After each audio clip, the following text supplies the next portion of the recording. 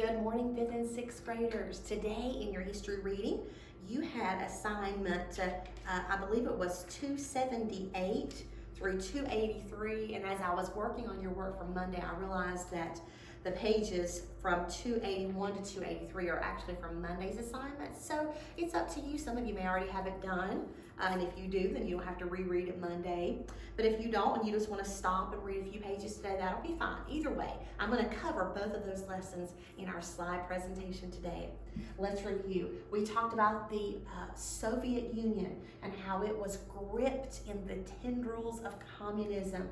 What is communism? It is a government that believes in atheism. There is no God, they say.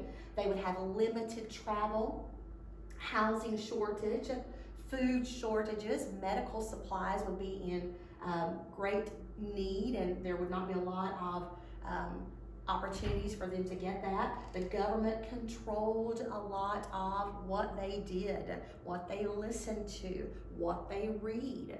And usually whatever they read was probably propaganda. Do you remember that? Deceptive means to try to convince the people of something. Now, after World War II, the United Nations was set up with their headquarters in New York City.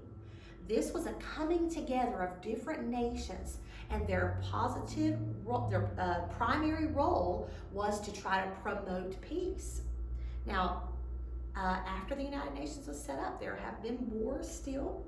People have lost their lives, and I just want to say to you that we know that complete peace will not come until the Prince of Peace, the Lord Jesus Christ, rules and reigns on this earth.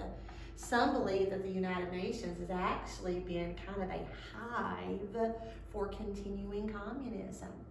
But nevertheless, the United States is a part of the United Nations and gives quite a bit of money trying to help promote peace.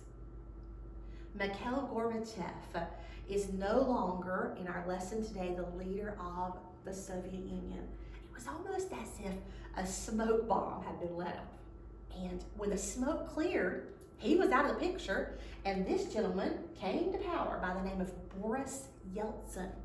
And Boris Yeltsin began to be the leader or the president of the Russian Republic. Well, that sounds different than communism.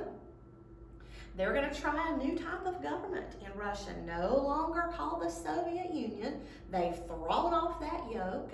They now have this president. Now, he is not the president today, but he was during the 1990s of the Russian Republic, and the Soviet Union has died. But is communism still at work in Russia? I assure you that it is, as well as in other countries like China and around the world.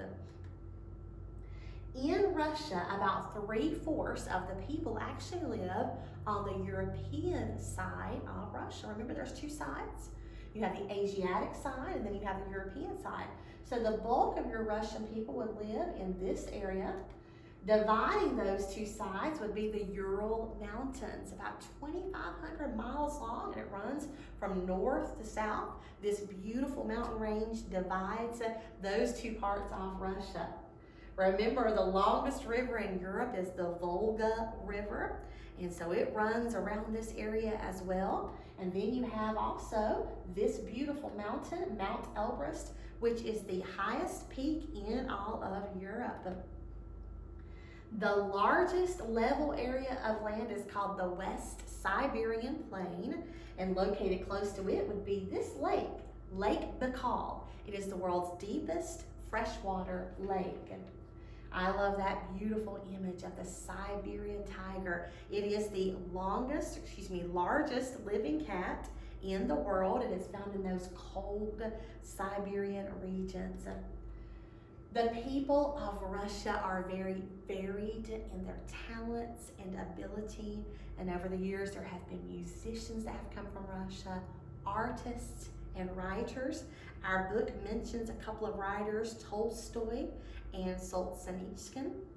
And then you have Dostoevsky and Chekhov, a composer, Tchaikovsky. And we know the capital of Russia is Moscow. I also wanted to throw up this image. I don't know if any of you have maybe traveled before and tried this delicacy. This is caviar, and it's a famous Russian food, and it's salted fish eggs. And when I found that particular image, that particular container of caviar was about $98. So I guess it's a pretty expensive food. I don't know if you've tried it. Maybe you'll have to let me know what it tastes like. But that can be found in Russian cuisine. Now next week we will get into a few other countries of Eastern Europe and talk a bit more about them. But this wraps up our lessons for today and Monday. So I hope you have a great day, and we'll see you soon.